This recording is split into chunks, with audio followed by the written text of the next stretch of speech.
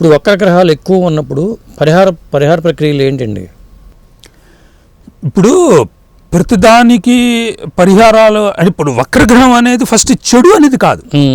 First of all అది తీసి పక్కన పెట్టేయాలి. మనకి చెడు యోగం తీసేయాలి. పరిహారం అంటే ఎప్పుడు వస్తుందంటే ఎఫ్లిక్షన్ దగ్గర వస్తుంది పరిహారం అనేది. వక్రగ్రహం ఎఫ్లిక్షన్ కాదు.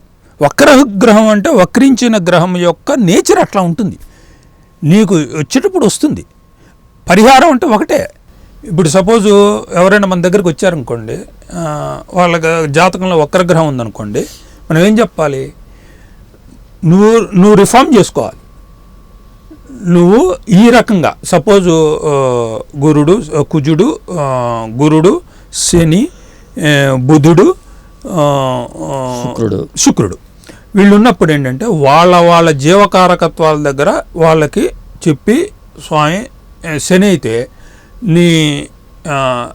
నీ అనుయాయుల్ని, నీ సబార్డినేట్స్ని, మీ ఇంట్లో పనిచేసే వాళ్ళని నువ్వు జాగ్రత్తగా చూడాలి. ఫస్ట్ వాళ్ళ బాగోగులు కూడా నీ బాగోగుల్లాగా చూడాలి. అంటే సమానంగా చూసుకోవాలి. శని వక్రించినప్పుడు చేయాల్సిన ప్రథమ కర్తవ్యం అది. అట్లా శుక్రుడు, అట్లా కుజుడు భాతృల్ని, సోదరుల్ని సరిగ్గా చూడాలి. అంటే నువ్వు భేదభావంతో చూడకూడదు. వాళ్ళతో ఎటువంటి అభిప్రాయ భేదాలు లేకుండా సమన్వయంగా ఉండాలి. శుక్రుడు కూడా అంతే. శుక్రుడు అంటే నీ భార్యను సరిగ్గా చూసుకోవాలి, ఇతర స్త్రీలను కూడా నువ్వు గౌరవించి చూడాలి. ఫస్ట్ ఆఫ్ ఆల్ ఇవి చూడాల్సింది. ఫస్ట్ గురువు వక్రించినప్పుడు తప్పకుండా ఒక గురువు ఆశ్రయం తీసుకొని ఒక గురువు డైరెక్షన్లో నువ్వు నడవాలని చెప్పచ్చు. ఈ జన్మలో నువ్వు గురువు తీసుకొని ఒక మంత్రోపదేశం ఏదో తీసుకొని వెళ్ళొచ్చు అని మనం చెప్పచ్చు. ఇట్లా ఇది ప్రథమ సూత్రాలు. అంతేగాని మనకేమి దాని గురించి మనకెక్కడ స్క్రిప్చర్స్లో దీని గురించి ఇట్లా పరిహారాలు అట్లా పరిహారాలు అనేది ఏం లేదు. ఎందుకంటే it's a very powerful planet. వక్రించిన గ్రహం చాలా పవర్ఫుల్ ప్లానెట్.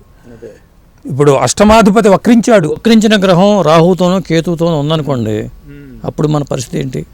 రాహుకేతువులతో వక్రించిన గ్రహం ఉంటే నాడీలో ఒక రకంగా ఉంటుంది. నాడీలో రాహుకేతువులను వక్రించిన గ్రహాలు రెండు పక్క పక్కన ఉంటే ఈ వక్రత్వం తీసేస్తారు.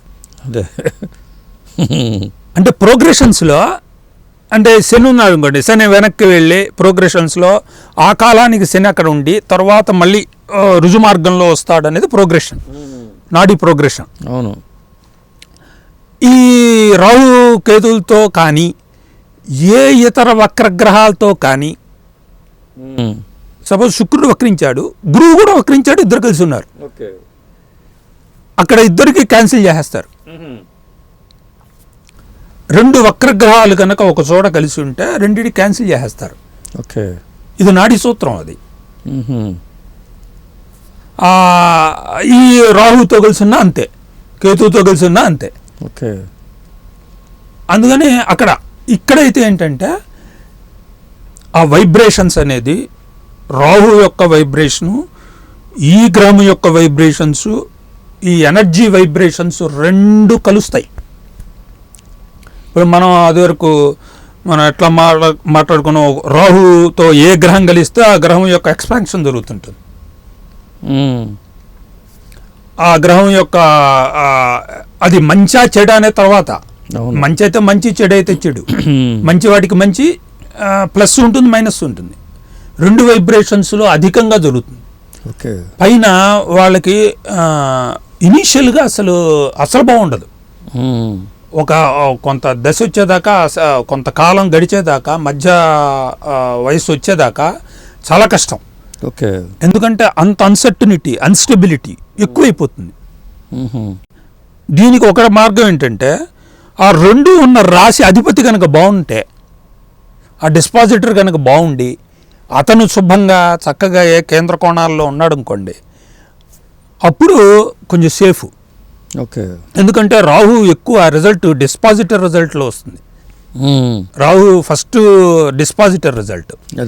అందువలన రాహుని కంట్రోల్ చేయాలంటే డిస్పాజిటర్ బాగుండాలి ఫస్ట్. అది కంట్రోల్ చేయాలట. లేదు వాళ్ళు కూడా బాగాలేదు అంటే ఇంకా వాళ్ళది కొంచెం అన్సర్టనిటీ ఎక్కువ, ఇన్స్టెబిలిటీ ఎక్కువ. కెరీర్ అయితే కెరీరు, ఫ్యామిలీ లైఫ్ అయితే ఫ్యామిలీ లైఫ్, మ్యారిటల్ లైఫ్ అయితే మ్యారిటల్ లైఫ్, లేకపోతే ఇంకేదైనా పుత్రస్థానంలో ఉంటే పుత్రుల యొక్క తర్వాత జీవిత కాలంలో పుత్రుల యొక్క స్థితిగతులు ఏదైతే అది ఏదైనా సరే ఆ వైబ్రేషన్స్ ఎక్కువ ఉంటాయి. ఎక్కువ ఉంటే uncertainty, instability, the main 2 things are relevant for వక్రగ్రహాలు. Instability and insecurity. అదే అంటే తర్వాత కానీ దాన్ని ఒక దశలు మంచివి రావాలి. దశలు మంచి వస్తే నెమ్మదిగా అదే. ఇప్పుడు రవి చంద్రులు ఉన్నారు, మరి వక్రత్వం రవి చంద్రులకి మనం ఆపాదిస్తామా ఆపాదించమా? అసలు రవిచంద్రులు ఇల్యూమినరీస్, తారాగ్రహాలు. అదే ఆ తారాగ్రహాలకు వక్రత్వము లేదు. ఫస్ట్ ఆఫ్ ఆల్ మనకు జ్యోతిష్ శాస్త్రంలో అది మెన్షన్ చేయలేదు, అసలు చేయలేదు. వాటికి లేదనే కేటగారికల్గా చెప్పారు. వాటికి లేదు. వాటితో కలిసి గనక వక్రగ్రహాలు ఉంటే రవితో కలవటం వేరు, చంద్రుడితో కలవటం వేరు. అవును. చంద్రుడితో కలిస్తే మానసికంగా వాటి ప్రభావం ఉంటుంది. మనకారకుడు కాబట్టి మానసికంగా దాని ప్రభావం ఉంటుంది.